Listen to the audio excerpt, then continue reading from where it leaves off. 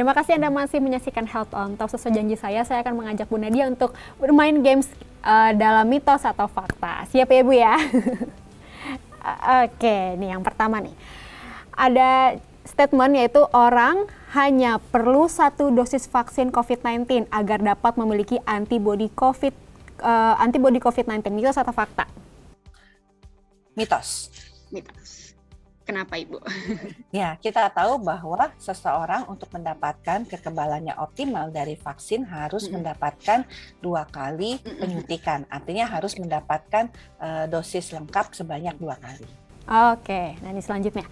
Vaksin memiliki beberapa kerugian dan efek samping jangka panjang yang belum diketahui. Mitos atau fakta? Mitos. Nah, kenapa? Karena saat uji klinis, justru yang dinilai dari uji klinis itu adalah efek samping dan manfaat daripada vaksin tersebut. Jadi risk benefit-nya sudah dinilai sejak awal, sejak dari percobaan pada hewan. Jadi kalau sebuah vaksin itu efek negatifnya jauh lebih besar daripada efek positifnya, pasti dia tidak akan lolos dari uji klinis karena aspek keamanan itu adalah aspek yang utama. Tapi karena ini adalah diberikan kepada masing-masing orang, tentunya masing-masing orang itu punya reaksi yang berbeda-beda ya. Tetapi kembali lagi pada saat kita melakukan uji klinis tahap 3 dengan jumlah subjek penelitian yang besar, gejala klinis ataupun efek samping ini sudah diketahui. Oke, nah kita lanjut selanjutnya. Kekebalan tubuh alami lebih baik daripada kekebalan dari vaksin. Mitos atau fakta? Ya, ini adalah mitos ya. Mengapa? Memang betul kalau seseorang yang sudah sembuh dari dia terinfeksi virus COVID-19, dia akan memiliki antibodi ya. Tapi antibodi dari seseorang yang sudah sembuh dari virus COVID-19 itu ternyata pada penelitian itu berbeda-beda kadarnya dan cepat untuk turun antibodinya. Oleh karena itu kita tahu kalau orang yang sudah sembuh atau penyintas COVID itu tetap harus mendapatkan vaksinasi ya, karena vaksinasi yang diberikan melalui vaksin ya atau kekebalan yang diberikan melalui vaksin itu lebih bertahan lebih lama dan lebih tinggi kadar perlindungannya dibandingkan kalau saat kita mendapatkan kekebalan pasca atau kita setelah menjadi penyintas COVID. Oke, selanjutnya, vaksin bisa membuat seseorang terinfeksi COVID-19. Mitos atau fakta? Mitos ya, justru vaksin itu melindungi kita dari menjadi sakit berat dan bahkan kematian. Kalau kita pun tertular, dia hanya gejalanya ringan, bahkan seringkali tidak bergejala dan lebih cepat sembuh.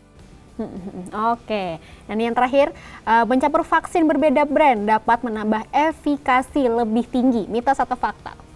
Ya, ini masih mitos. Mengapa? Karena sampai saat ini uji klinis, publikasi ya, hasil daripada scientific journal mengenai mencampur vaksin, kemudian mengkombinasi vaksin lain dengan vaksin lainnya, ini belum ada di berbagai jurnal internasional. Nah, mengapa kemudian kita memberikan kepada tenaga kesehatan? Itu sebenarnya bukan hanya memberikan vaksin yang berbeda jenisnya ya, tetapi kita tahu bahwa tenaga kesehatan itu sudah mendapatkan vaksin secara lengkap dulu, dosis pertama dan dosis kedua dengan jenis yang sama ya, tapi kemudian diberikan tambahan vaksin ketiga bisa dengan jenis yang sama, bisa dengan jenis yang berbeda ya. Jadi tidak harus jenisnya berbeda. Kenapa? Karena kita tidak menganjurkan memberikan jenis yang berbeda juga ya.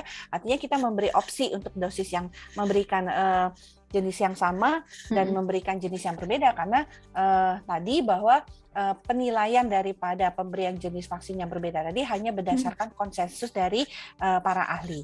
Tetapi untuk masyarakat luas, publikasi ilmiah tentang mencampur vaksin, menggunakan vaksin tambahan ini belum ada. Jadi kembali lagi kita harus pastikan dulu dari sisi keamanannya, ya, dari sisi manfaatnya itu jauh lebih besar dibandingkan dari efek samping ataupun efek negatif lainnya.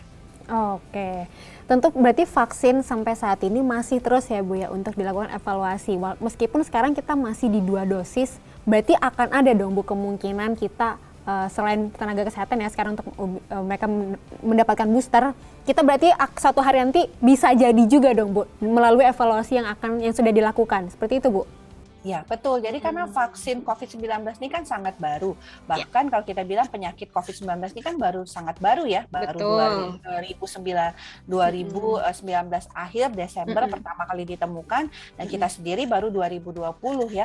Dan kemudian ilmu pengetahuan tentang COVID-19 ini terus berkembang ya. Kita terus mencari bagaimana meningkatkan proteksi dan memang saat ini tadi saya sampaikan bahwa penggunaan vaksin yang sudah kita lakukan kepada masyarakat bukan hanya di Indonesia tapi di dunia global ini terus-menerus dilakukan monitoring terkait berapa lama efektivitasnya itu bertahan di dalam tubuh kita.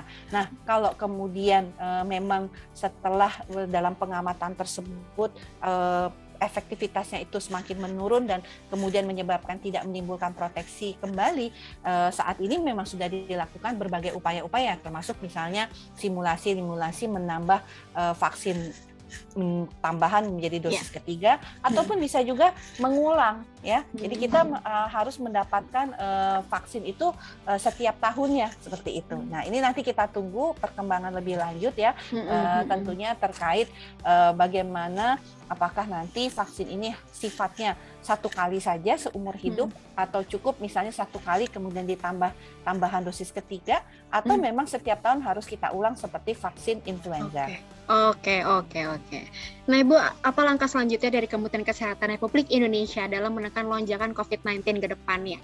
Karena kita juga melihat ya ada penurunan, banyak masyarakat yang mungkin wah senang nih gitu akhirnya gitu, ini kabar baik. Tapi gimana Bu kira-kira dari Kemenkes yang akan dilakukan? Iya, yang pertama kita tidak boleh lengah ya, tetap waspada terhadap ancaman virus COVID-19. Satu, mengapa?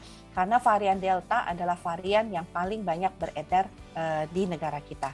Dan ini harus menjadi kewaspadaan kita karena kita tahu pola dari varian Delta. Yang kedua adalah kita harus segera meningkatkan cakupan vaksinasi kita. Karena tadi, kalau sampai saat ini, kalau kita lihat baru 20% orang yang mendapatkan dosis secara lengkap. Artinya kita sudah tahu, kita tidak akan selesai, kita tidak akan aman, kita tidak akan mencegah untuk kita tertular dari virus COVID-19 kalau masih banyak orang yang belum mendapatkan vaksinasi. Jadi kunci daripada menurunkan laju penularan supaya kita tidak terjadi gelombang-gelombang serangan berikutnya adalah semua orang harus mendapatkan vaksin. Jadi mereka akan memiliki kekebalan tubuh yang sama dengan kita semua, yang kemudian nanti kekebalan tubuh yang sama ini bisa melawan virus COVID-19 secara bersama-sama. Nah, tentunya yang dilakukan oleh pemerintah tetap kita mengajak masyarakat waspada, disiplin protokol kesehatan, ayo pakai masker, ayo segera divaksin. Nah, jadi kunci dua itu. Nah, yang terakhir adalah kembali bahwa kalau kita merasa kondisi kesehatan kita kurang baik, segera lakukan testing, mau untuk dilakukan pelacakan kasus ya, untuk mencegah perluasan penyebaran, dan ada manfaatnya kalau kita cepat mengetahui kondisi kesehatan kita akan terhindar dari jatuh ke kondisi yang lebih berat dan yang pasti tidak menularkan kepada orang-orang sekitar kita. Jadi itu yang akan dilakukan oleh pemerintah selalu dari hulu sampai hilir, adalah kita harus segera waspada dan juga mencegah terjadinya potensi-potensi adanya serangan-serangan berikutnya dari virus COVID-19. Oke, dan Bapak Presiden Jokowi sendiri juga bilang kalau ini tuh kita COVID-19 itu tidak akan hilang sepenuhnya. Paling dari pandemi turun ke epidemi. Dan juga beliau menargetkan kalau misalnya vaksinasi ini 71% penduduk di Indonesia atau 70% akhir tahun udah harus divaksinasi. Kira-kira gimana Bu? Apakah memang ini salah satu motivasi supaya ayo semakin banyak yang vaksin atau gimana Bu menurut Ibu? Iya. Tentunya saya sampaikan ya sampai dengan akhir Desember itu kan kita baru menerima total lengkap 426 juta dosis vaksin ya. Artinya itu adalah total kebutuhan kita semua ya untuk bisa menyelesaikan vaksinasi kepada seluruh sasaran. Nah tentunya target kita di akhir Desember ini adalah 80% sampai dengan 90% orang sudah mendapatkan vaksinasi dosis pertama secara lengkap. Kalau kita lihat sekarang sudah 20% yang mendapatkan 80 sampai 90% mendapatkan dosis pertama ya dari target 208 juta tadi di akhir Desember. Sementara itu kita berharap untuk dosis kedua kita bisa juga lakukan percepatan ya, setidaknya kita bisa mencapai mungkin 60% sampai 70% ya dari sasaran 208 juta ini sudah mendapatkan dosis kedua secara lengkap ya.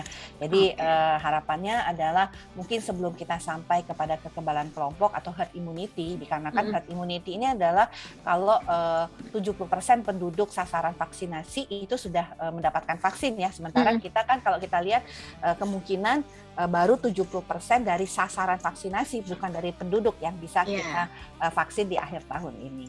Oke, kita berharap semoga makin banyak yang vaksin dan terciptalah kekebalan herd immunity. Jadi semoga bisa menghadapi atau hidup berdampingan dengan COVID-19, tapi benar-benar apa ya, bisa dikatakan aman lah Bu, dalam tanda kutip seperti itu ya Bu ya. Ibu Nadia, terima kasih atas waktunya ya Ibu ya. Sama-sama, sudah mau nih direpotkan untuk kita ngobrol-ngobrol nih seputar vaksin, dan semoga apa obrolan kami ini bisa memberikan manfaat kepada masyarakat supaya bisa siap dan juga tentunya mau vaksinasi. Ibu, terima kasih, dan Smart Viewers, setelah tadi perbincangan saya bersama Ibu Nadia, dan akhir kata saya Viana Anindita pamit undur diri. Terima kasih dan sampai jumpa.